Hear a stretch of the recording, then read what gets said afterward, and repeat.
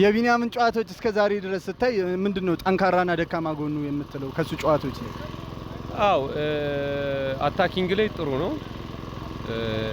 እኔም እንደዛው አታኪንግ ላይ በጣም ጥሩ ነኝ። ሶ የሱን ጥንካሬ ጎኑ ማወቅ ችያለሁ። እሱ ስትራይኪንግ ላይ ማለት ነው። ስትራይኪንግ ላይ ማለት ነው። በቅርበትም ስለማውቀው ስለምንተዋወቅ ያን ያክል የሚከብደኝ ልጅ አይመስለኝም፣ አይከብደኝም። ግራፕሊንጉ ምንም አያሰጋኝም። እሱንም እየሰራሁኝ ስለሆነ ምንም በሁሉም ሙሉ ነኝ። በአሁን ሰዓት ፉል ኤምኤምኤ ፋይተር ነኝ። ስለዚህ ችግር የለም። ዓለም አቀፍ በኤምኤምኤ ላይ የምታድንቀው ማንን ነው? ራሴ። መጨረሻ ለቢኒያም ምን የምትለው ነገር አለ? ተዘጋጅ፣ በደንብ ተዘጋጅ። ቆንጆ ጨዋታ ማሳየት አለብን። ስለዚህ በደንብ መዘጋጀት ይጠበቅብሃል።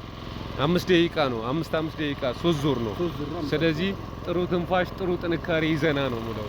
ያለበዛ የሚጠብቅ ሰው ከባድ ሰው ነው።